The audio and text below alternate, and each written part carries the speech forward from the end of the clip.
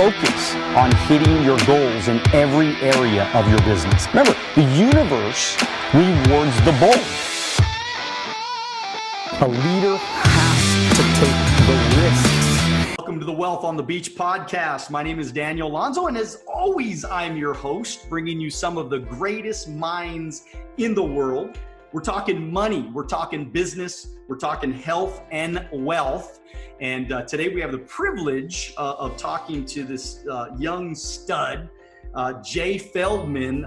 He's an osteopathic, I hope I said that right, medical doctor, as well as founder of Otter PR, a 7-figure PR agency. In addition to owning 5 successful companies, Jay maintains a large social media presence and is the host of Mentors Collective podcast. He's been featured in Business Insider and Business International Times as the entrepreneur in 2020 to watch. And so thank you so much, Jay, for coming on, man. I got a quick question for you though. What the heck does an osteopathic doctor do? Well, thank you for that awesome introduction. And by the way, you crushed the pronunciation of osteopathic. Awesome job. So an osteopathic medical doctor, it's actually 25% of the new graduating doctors in the United States are osteopathic doctors. Really, the only big distinction is osteopathic medical doctors also learn musculoskeletal manipulation, so chiropractic skills. About 2 hours a week we used to spend in the lab working with our hands, which I think is super important for anyone studying medicine to do. Whereas allopathic doctors, MDs, a little bit more research focused. DOs are a little bit more primary care, holistic focused. For anybody who needs to be educated on what a DO is, because that is a question I faced all the time going into a patient's room. A lot of people don't know, so now you know. So are you practicing consistently right now? I mean, are you seeing patients on a weekly basis or no? No, I actually stopped practicing in January before everything happened. And that was to pursue my businesses full time. I wanted to really give this a shot and see where it takes me because everything was going so well. And then obviously COVID happened. And, you know, I'm still debating every day. I go to bed at night. I'm like, I don't know, like, do I go back? Do I not go back? But honestly, right now, I'm doing what I love. I'm running successful companies. I'm giving back. I'm teaching others. So no, I'm not practicing. I'm doing business. I'm creating content full time, and I've never been happier. Oh, that's awesome, man. And so what was it like? I mean, what were the challenges with most of your patients prior when you were practicing? So I was practicing primary care. So we were dealing mostly with patients who were otherwise healthy or some battling chronic illnesses like diabetes and hypertension. Granted, I was fresh out of training, so my training was a whole different ballpark. You get a little bit of exposure to everything, so that was a lot of fun. But, you know, I was seeing a lot of normal everyday cases that your primary care doctor will see and treat. So, and I was enjoying it. I loved the patient treatment aspect part. It was all the other BS that really drove me kind of away, all the paperwork. I couldn't practice the medicine that I wanted to practice, and you're very limited by their insurance, unfortunately, and what you can actually do to help these patients.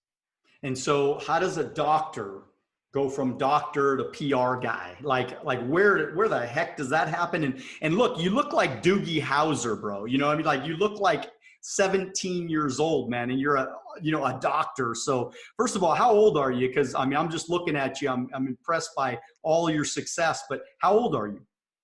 So 28 years old, I'll be 29 in November. How old are you, Okay. by the way? You look awesome too, whatever your secret is. Yeah, I mean, I'm 68 just the other day. So no, I'm just kidding. I'm 45. So Yeah, anyway, we got to keep in touch. We got to figure out what you're doing too. I hope I look that good at 45. Half as awesome. I appreciate that, man. So like, where did that transition? I know it was a paperwork and stuff like that, but like, how does that happen? Tell me a little bit Sure. more about what you do right now as well. So it wasn't like running into a brick wall, like now I'm going to quit medicine and start business. I've been doing business since I was 19 years old. I had a tutoring company that eventually transformed into a marketing agency. We were doing social media marketing and digital marketing for a long time. And the Instagram crash of like 2018 drove my $80,000 a month business, which was doing 90% profit, basically into the ground. And at that point, I'm like, okay, I have this massive list. I have these massive resources. And I was starting to develop myself as a thought leader in healthcare, a thought leader in entrepreneurship at that time. And part of developing myself into a thought leader was PR. So a lot of these strategies and skills I was already learning and practicing for myself and for my friends and for my business. And from there, once the Instagram bubble came crashing down, I went into a black hole of learning. I actually had already hired a publicist for myself to try and, increase my own personal thought leader brand, increase my business. Had a horrible experience. I got locked into a long contract. They didn't deliver any results. So like most entrepreneurs, I'm like, this is broken. And I couldn't find an agency to help me. And that's where I really learned how to become an expert in the trade. I went into a hole of knowledge and practicing. Then I started doing this for some friends and family for free, practicing my trade. And eventually, I had already built up the skills to kind of create an agency and to sell and to market. I already had these skills under my belt. And from there, it was just building out an awesome team. We work with, I believe there's like 32 on our staff now. A lot of our publicists have 10 plus years experience. We have a whole writing team. We have a sales team. We have HR. This is, I'm in the process of finally building a real company with real moving parts, and it feels corporate and it's super exciting. That's great, man. That is great. And so, and I would be remiss if I didn't ask you, because you are a doctor, right? And Yes. what do you think about all this, coronavirus, stuff, and just all the shutdown, and is it valid? How valid is it? Should we be shutting down the world for this virus? Is there cures out there? Are there other alternatives? Touch on that if you can, just for couple minutes. Sure. I'll give my opinion as a doctor and as a human who's been quarantined and dealing with this whole thing. And really, this is, just an opinion. I've been consuming a lot of content, talking to a lot of my doctor friends, people who are higher up, getting all of the sides of the, of the dilemma. And really what it comes down to, I think, is people underestimate the cost of a human life and the cost of providing care for somebody who is in critical condition and who is dying from COVID. And that's kind of where these decisions on economic closures come into part. It's a lot of these, it costs billions of dollars to treat people who have limited insurance. And actually, scratch that. It costs billions of dollars to treat people who are dealing with this right now, not just who have insurance, because their insurance only covers a part of it. It's a combination of them weighing the cost of that versus the cost of closing down our economy. And they did the calculations 2 months ago that I heard. And the cost of keeping the economy open and suffering the human death was way higher. So that's what a lot of people don't know. So yes, and there's the humanitarian aspect to it. We want to protect people. We want to keep the economy closed so our at-risk population stays protected. And I've never felt worse for my grandparents who are stuck in home in quarantine, actually afraid for their life. I actually had COVID. I had it about 2 or 3 months ago now, and it was awful. If I were to get my same symptomology at 80 years old, I think I would have been dead. So there's a lot of pieces at play here, whether it be the empathy. We want to protect humans. Obviously, we need to keep our economy open. I'm a small business owner. One of our companies is a nutritional supplement that's targeted toward people who party. We were supposed to sell like $500,000 over the past 6 months, which is like festival season. It completely came crashing down. So of course I'm like, come on, open up festivals. Like I want it too. I want it more than anybody. I hate the masks, but until we have a working vaccine that can protect the older population, there's just going to have to be restrictions. The mask thing, it's such a small intervention. I think we should all be doing it. Do you really think the mask do you really think it's important, the mask? I mean, does it really work? So we don't know how important it is, and we don't know how well it works. There's not great studies on, how effective is the mask at preventing you to contract it? How effective is it at slowing down growth rates? But it's not like taking a pill. It's such a small intervention. It's wearing a piece of cloth over your face for the hopes that it will reduce transmission. And we think that it will. Granted, there's not those studies and those numbers that we like to relay to people, but it's such a small intervention. It's so easy. And I hate them more than anyone. I've been getting pimples around my mask area.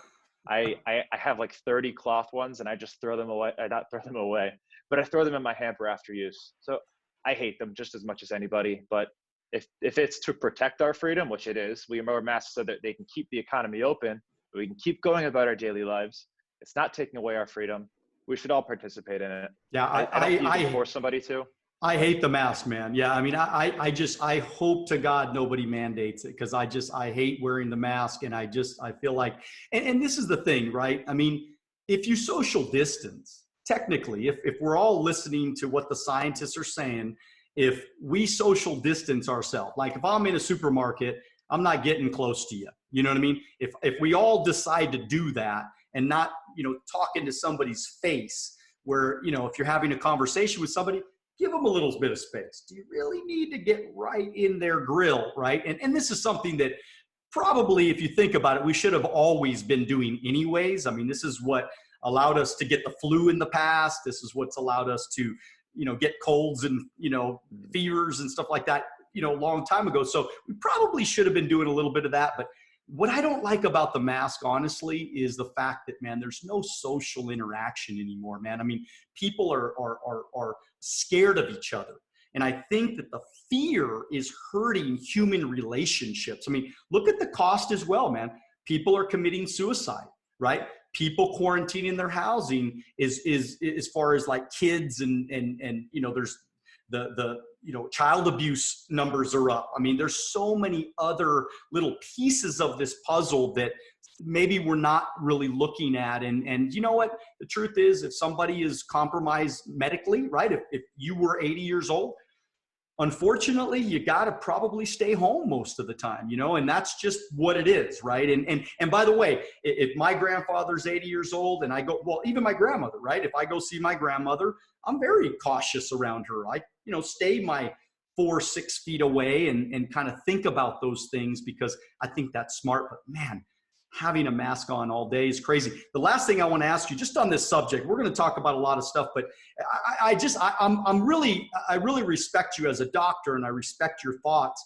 And so, because there has been doctors that came out and have said, and they've been banned from YouTube. You probably know these doctors in Fresno, and those doctors that went and spoke in front of the Capitol. What are they talking about? I mean, is there any validity to what they're saying? And why would YouTube shut them down? Are you talking about the doctors who came out saying we have a cure? This is the cure for COVID. Correct. Or at least early stages of COVID. Early stages, they were saying, yeah. Yeah, and those are medications that they've been using to treat COVID. Doctors are very evidence-based, and you won't convince one doctor that I know to say otherwise. They've done studies on the medications that they were speaking about in the YouTube videos. And to my knowledge, those studies have not yielded cure-like results. And that honestly, that's all I can say about it. Right. All we can do is look at the data and say, it says this, it says that. If that doctor used it 100 times and got 100 positive results out of it, look, there's probably so many other factors that go into what she said, if that is true. And really, unless you can replicate it in a study, they'll never get doctors to endorse it. Because taking a pill in hopes that it cures something, that is a major intervention. And if they're proving that over and over that intervention does not produce success, then they're not going to give everyone a pill, because that pill has side effects. The mask doesn't. Believe me, I hate the mask. I hate it. It affects social issues. People are drinking more. People are committing suicide more. I'm really scared to see the aftermath of all of this, what it's done to people socially, because we don't really know yet. Everyone's still quarantined. Everyone's holed up. They're just starting to open schools, close them back down again. It's scary stuff, man. And I don't think there is a good answer, because you implement one side or the other, and then things come crashing down either way. What do you know about herd immunity? Do you know anything about that? And did it work over? I know that, like, I believe Switzerland or Sweden, they've used herd immunity and they've had some pretty good success with it. Is that true, or am I just, I don't know. Sure. No, it's true. If everyone has herd immunity, which everyone is immune to the virus, then the virus you can't contract it, you can't spread it. Enough people get immune, and then the virus disappears. And it's a very real thing. It'll happen over time, assuming that the virus doesn't transmutate into something like the flu does every single year. But we don't really know what's going to happen, what's going to be the future of this virus. We could come up with a vaccine tomorrow, and then a week from now, it's a whole nother virus that vaccine doesn't protect you against. But It's so early. wonder if there's no vaccine, man. Wonder if, I mean, wonder if there's no vaccine. Cause I mean, people do take the flu vaccine and they still get the flu. I mean, that does happen, but Yeah. why, I mean, when does this end, man? That's what I'm curious about from a business standpoint, right? A business owner standpoint. If we do not come up with, and I think it was Fauci that said something about, like, there may never be a cure for this thing. There may never be a vaccine that completely cures this thing. I mean, HIV is a virus and that's never been completely cured, right? So, I mean, this thing could be forever. And so when do we get back? Like, is there, in your mind, if you were the president of the United States and you said, all right, man, do we try for another 6 months? Do we try for another year? I mean, how long do we put people in agony with so many things, like, being quarantined, staying in the house, so many businesses are out of business. They can't even, I mean, you can't even have dinner inside a restaurant. I mean, so many things. Like, when's it end? What would you say if you're a president, when does it end? I think everyone's kind of keeping their fingers crossed for that vaccine that's coming and is going to be promising. But there's a very good chance, and this is way more deadly than the flu. If this becomes the next flu where we just have to kind of deal with it as a society forever. And the other thing is the flu is pretty much inactive in summertime. COVID is active in summertime. So that's a whole nother factor that's going to be at play. Man, that's going to be a really scary situation if there's no vaccine that could protect our at-risk population. Most people get COVID and are fine. I think I have immunity to it. I haven't gotten the antibody test, but I suffered from it. I've been exposed to it since, and I haven't, felt any effects from it. So I think that's going to be the future of it. I think they're probably going to limit super spreader events, such as music festivals, such as giant gatherings where everybody's going to pass it on and then give it to grandma, because that's where things get scary. But yeah, it might change the way that we live for the foreseeable future. I think travel's never going to be the same. I think our interactions are never going to be the same, at least until we can protect our at-risk population and as many as possible. The question is, when the vaccine does come out and it's unproven, who's going to get it? I think most people will, but I had it. I think I'm immune to it. I'm at least going to hold off for a little while and see what happens there. Right. Well, this is a good conversation. We could probably do this for the next 2 hours, man. But I want to know a little bit about you, man. Where did you grow up? What did your parents do? Sure. So I'm a Gen 1 doctor of my family and Gen 1 entrepreneur. I grew up in South Florida, a little town called Parkland, which is now infamous. And then grew up actually with a pretty interesting home. We had like 109 animals at one point. So that's a huge part of my life. It was my mom's hobby. She's nuts. We had a pig, we had a kangaroo, we had a wallaby, we had a rabbit farm in the garage. So pretty interesting. It was the town zoo. All the neighbors would come over. So that kind of played a big part of my life. I have a dog now named Moses, who I love to death. But growing up, I definitely wasn't an overachiever. I was always smart. I was completely dedicated to sports. Everything that I now put into business and professional life was back then into sports. And I played professional volleyball growing up. Played for my college. I played professional on the beach for a while. My old partner, Dave Palm, shout out, is now one of the top players in the country. So that's something that always hangs over my head. Like, what if I would have stayed with it? But at my measly height of 6'1", I'm not sure how far I quite could have made it. But, yeah, that's not so measly over here, man. So that's not so measly over here. For volleyball, it is, I would imagine. Professional volleyball, I am a rodent.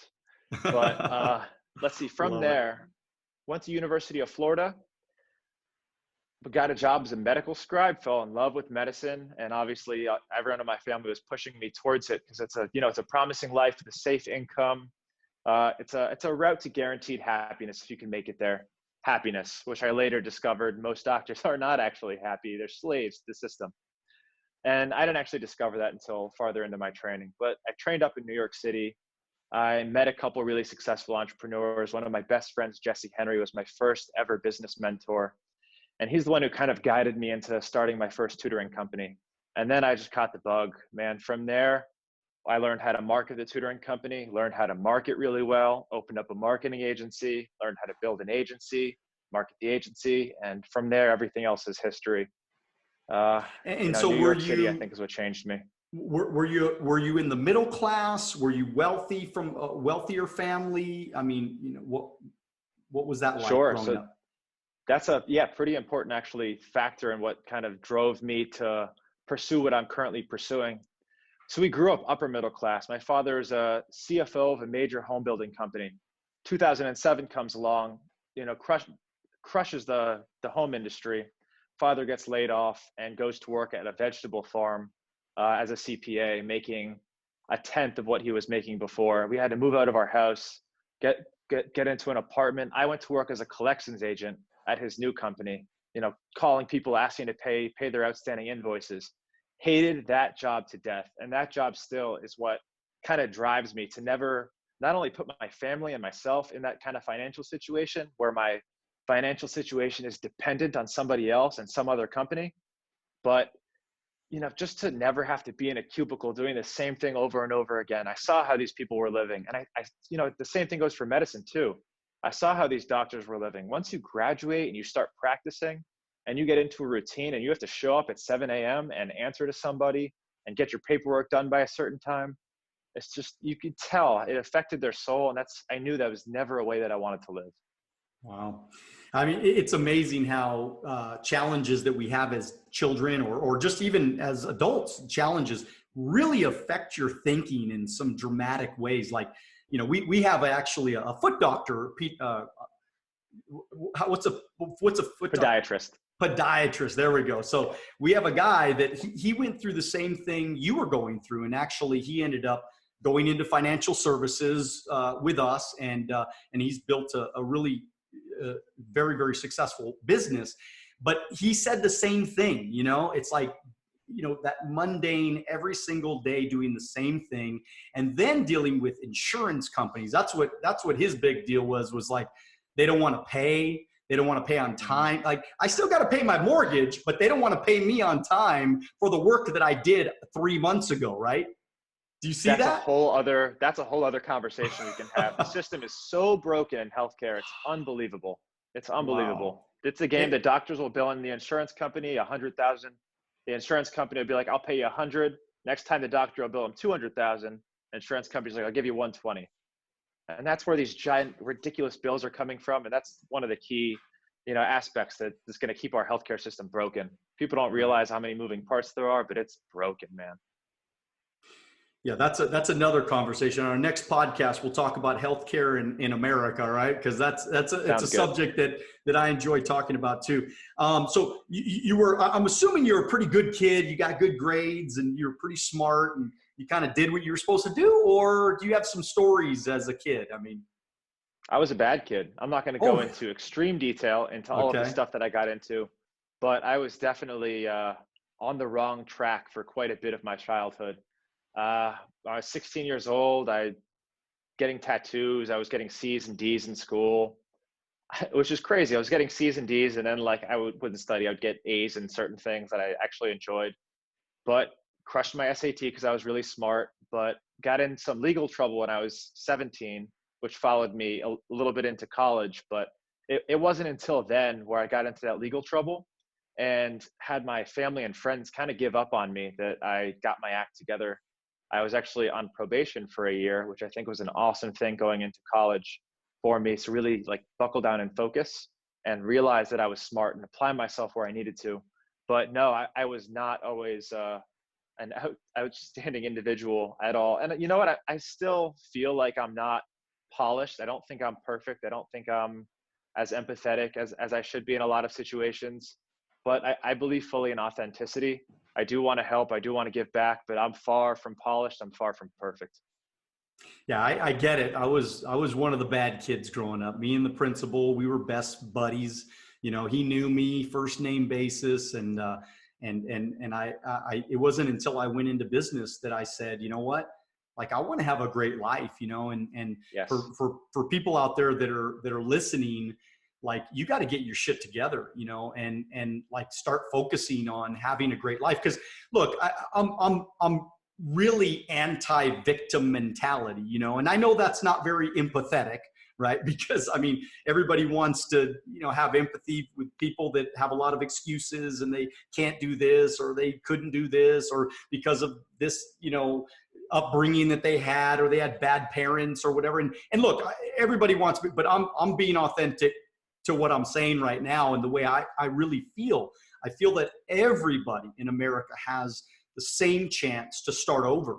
That's the beautiful thing about America, right? You can start over right now. I mean, you could live in the worst neighborhood. I came from a not so good neighborhood, the earlier years of my life, and my parents are divorced. And, I grew up kind of in some scary situations. I saw stuff at 7 years old that no little kid should have seen. Right. And so I could tell you I'm a victim, and I could tell you that things are, that I'm not successful because of this or whatever. But I just said, you know what, I better turn it around, and at 21, I said, you know what, I'm going to work my ever-loving ass off. I'm going to outwork everybody. I'm going to outsmart everybody. I'm going to get really, really, did not watch TV for 3 years and just got focused on building my business. And I self-improved. I read hundreds and hundreds and hundreds of books on trying to become successful. I'm not a college graduate. I quit college to go into business, got all my certifications and licenses and all that kind of stuff. But seriously, do you see sometimes that, people will blame society or the government for why they're failing? I mean, and maybe some of that is not really totally being honest. All the time. And I couldn't agree with what you said more. And I've purposely distanced myself from that sort of individual in my inner circle. But of course, you see it online, you see it on social media, you hear about it from friends who are comforting their own friends who are playing the victim, always people making excuses for why they can't start a business. I have a lot of aspiring entrepreneurs who listen to my show who are like, listen, I love what you're saying. I really want to get started, but yada, yada, yada, yada. And that's just never a way that anyone's going to get ahead. People will pretend to be sympathetic and empathetic to your situation. Like, oh, I'm so sorry. They'll enable you, but it's not going to get you anywhere unless you actually suck it up. I've been dealt some bad hands too, man. Some bad hands. I would three times in my life, I could say that would have been it. I could have folded and people would have understood. So tell me about one of those situations. Tell me about one of those situations that you went through. We just talked about one of them when I got into some legal trouble when I was 17 going on 18. And that was bad. I was on house arrest. My whole friends and family had completely given up on me. And the legal trouble was over something where if I were to, tell you what it was for, thank God it's gone now. I'm not going to. It was nonviolent. If you were to say, you'd be like, oh man, that's it. But ended up being a pretty serious charge. And I got in quite a bit of trouble. I didn't get into college the first year I applied. It was a really scary situation for me. And I thought that was it for a little while. But being backed into a corner like that with no choice but to grit your way through and come back from it and prove everyone wrong, prove to yourself that you're worth something. I think that's what separates people like us from people who make excuses. And I don't know if that's something you can learn. I really don't. I think a lot of that is hardwired in, but it's real, man. It's absolutely real. You know what? I have hope. I believe that I believe that people are good. I believe in the inner of you. You're good, and you want good. I think everybody. That's why celebrities are celebrities, is because people want to be like them. People want to have that house on the hill. They want the awesome cars. I mean, it's funny. I teach a lot of stuff on my social media. I don't have I have a decent following, but it's not crazy big. And I noticed that, I teach things though. I share things of value. I try to give valuable information to try to help people have a better life, and I noticed that my stuff gets less play, right, than somebody that just shows their Ferrari. And I'm going I think it's great that you have a Ferrari, but I'm worth multi-millions. And I've been financially independent since I was 28. I could teach you how to get freedom. I could teach you how to get financially free, but you would much rather hang out with that guy with the Ferrari that is completely in debt and broken. Everybody knows he's broken. He's in debt, right? And so, but it's interesting how society, do you ever see that? Do you see that stuff? I think it says a lot. I do. And I think what you just said says a lot about how we kind of think, whether we like to or not. People want the instant success. They want the Ferrari. They don't want to watch your extremely valuable 30-second snippets of real wisdom to get to the Ferrari. They may have to watch all of it and practice everything that you're preaching, but they just want to like the Ferrari. That's what they see. They want the mansion, they want the girls, they want the boat, they want the Ferrari. And you know, keep doing what you're doing. I think, you know, your way's better, obviously. The people who have the Ferraris very rarely show the steps and how they got it. They very rarely give the snippets of wisdom. They might be trying to sell you an online course, but they're not giving you free information. They're not really helping you get there. They're just showing you, look what I built, buy my online course. And I don't have an answer for you as to why. I think it's just the human condition. I don't think people want to watch the videos and practice what you're saying in the videos. Some people do though, and that's the people that you want to be following your page and really want to be consuming the information. And that's why you're producing it. And that's why you're doing what you're doing. And so let's dive a little bit into PR, right? I mean, because that's your expertise. So tell us how to create, you know, maybe a better online presence. Give us some ideas there. And what are some of the mistakes that people are making? Sure. And I'm far from an expert, but this is something that you know, like any other business, I find people who are better than me. I'm good at building a team. I'm good at building a business. But I did, you know, do a deep dive into PR. I've been doing this for years now. So for someone who's trying to build a personal brand, become a thought leader, which is an umbrella term for anybody who's doing what you're doing, you know, trying to dispel information and help people. A few places to start. Obviously, you have to try and build a social presence. Half of this is who you are online. It's links, it's your online presence. So definitely build a congruent online presence for yourself, a brand. You should be on the social platforms. You should be where people are consuming content, because that's what you're doing. You're providing content. So a nice professional congruent Instagram, Twitter, LinkedIn, Facebook page. You should be actively producing content, creating a content machine where you're getting that out there. I have a whole team. You know, I have someone who edits my videos, creates posts for my digital magazines, helps me with my content. And that's just the small piece of the puzzle. That's the base. Then there's how do you actually take that and build credibility, build reputation, and get into the media. Once you have that base and you're starting to create a following, building that first bit of reputation and credibility is tough, because you need somebody who's a third party to say that you are the best. And that's where PR really comes into play, and working with an agency or a professional like myself. We have those connections at various media outlets, whether they be outlets that we control or outlets that we have relationships with, where they will actively feature the people that we work with because we have those relationships. And that's really what that next step is. It's getting that third party validation so you can share it. People will read it. They'll read about you. They'll search your name. They'll see, you know, X, Y, and Z is the best in the industry. And that's the kind of the first step to building a reputation. And then once you have that part in place, then you can go ahead and approach other opportunities as this person who's been featured in this. Would you be interested in talking to me, interviewing me, you know, getting on my show? And it's just that's kind of the backbone to where it all starts. And obviously that's an oversimplified version. There's a lot of pieces to PR. Podcasting is an entire industry of PR. There's TV, there's online media, there's paid media, there's organic media, there's being a correspondent with journalists who are actively looking for, you know, opportunities for a story with somebody like yourself or me to talk about entrepreneurship or mentorship, or a doctor to talk about COVID. But that's kind of the base. And I mean, for something like that, we actually have a $99 package that we kind of just start people on to get their toes in the water. But you can do all of this stuff on your own. None of it's a secret. A lot of it is just approaching. It's relationships, man. It's just like most things. PR is about who you know, who you're connected with, and, you know, how to pull what trigger. And how did you, I mean, like, where did you get your knowledge from, and how did you build all of these relationships that have kind of helped you with your brand and your situation? So there's actually really not any good information online on how to generate good media coverage. Everything that I found when I was first in my search was like, go on Twitter and make relationships with journalists by sharing their stuff. And then 6 months later, you can ask them to talk to you for an article. That's not exactly what we do.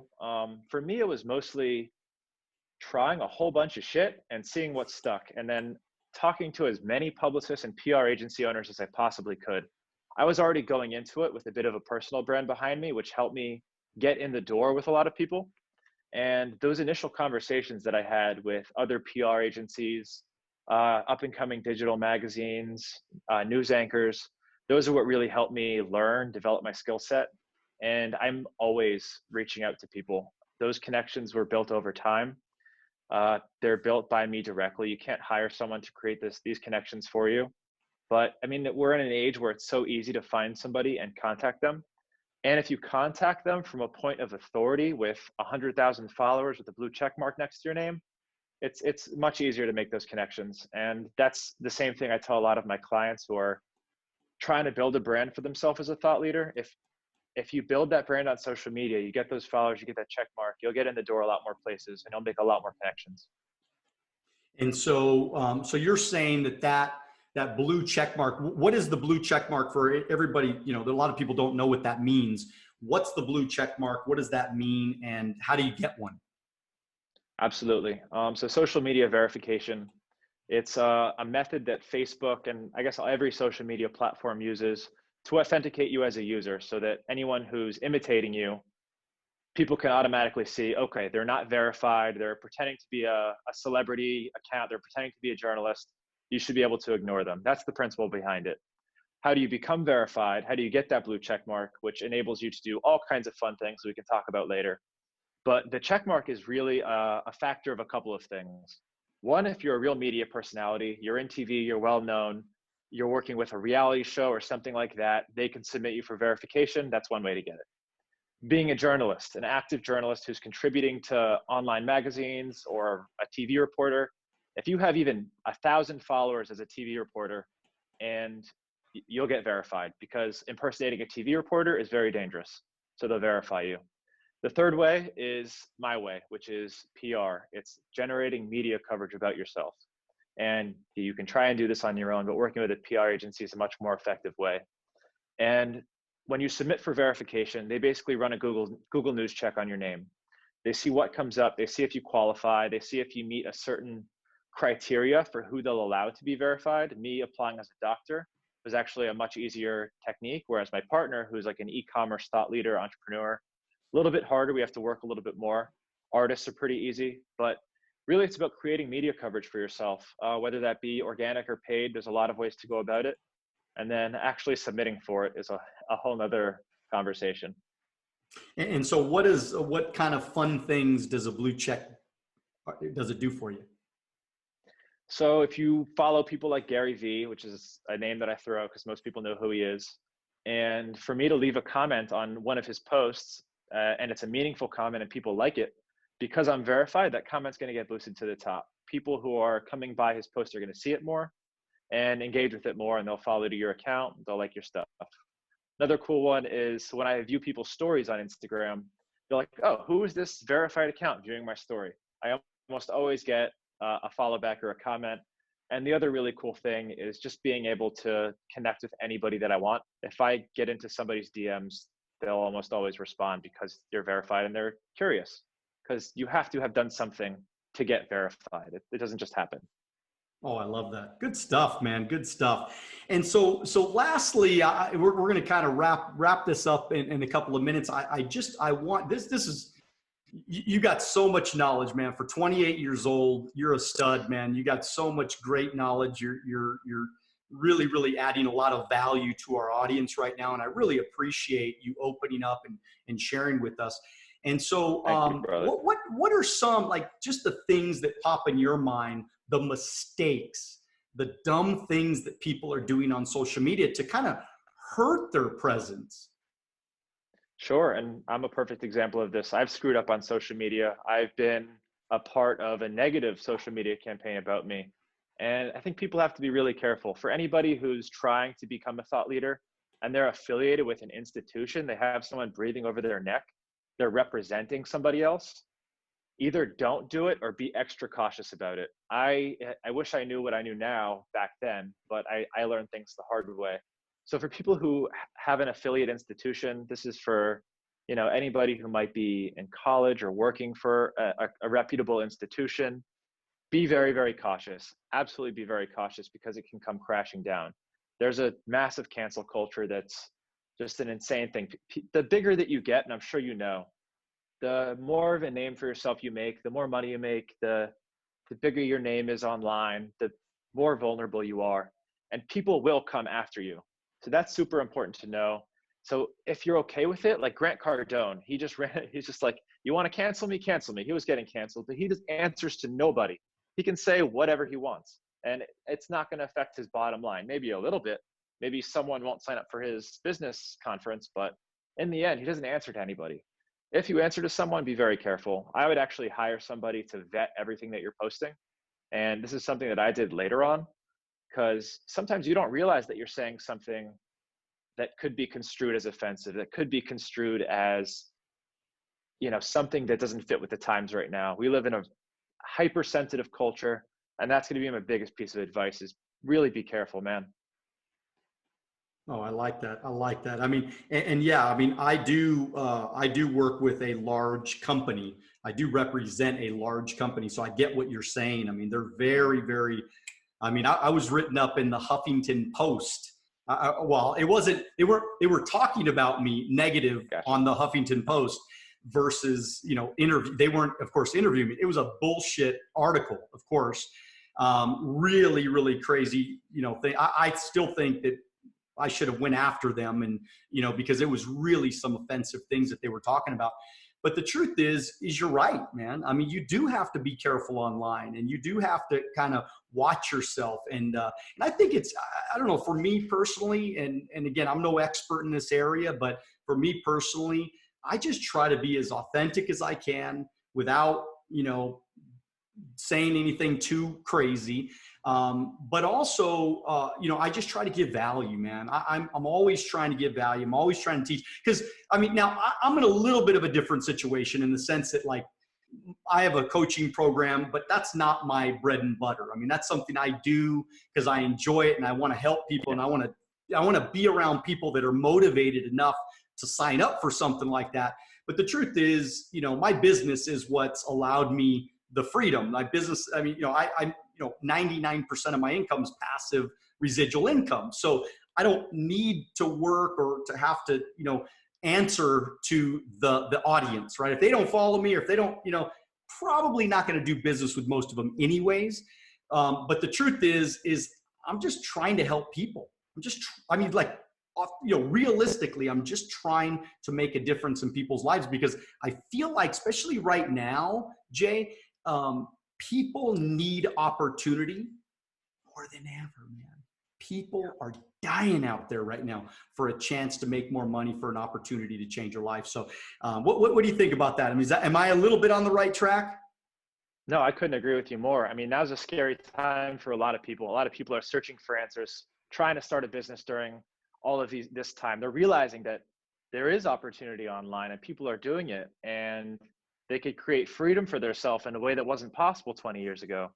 So doing exactly what you're doing, man, actually giving those pieces of wisdom that actually help people get from A to B, I love it too. And that's why I started my podcast. I wanted to get information from mentors, and I was having awesome conversations with people that I was reaching out to for my own businesses. And I'm like, not everyone would really benefit from hearing this conversation and what was said on this talk, just like now. And I hope this talk provides some value for some of your listeners.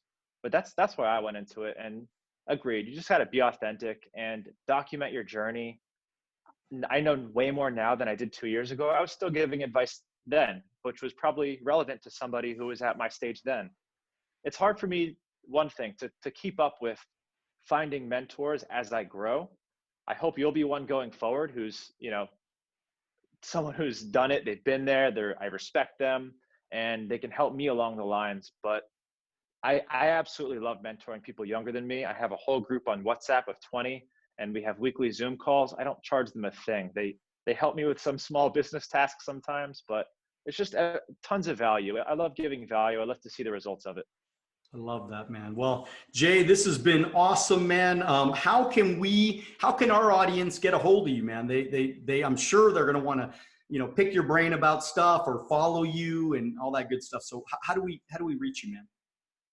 Absolutely. So my most active platform is Instagram. It's at Dr. J Feldman. If you send me any question via DM, I check them like 50 times a day. I answer every single one of them. That's a question. Don't just say, hey. If you want to connect with me, let me know, and I'll be happy to answer any questions that you have.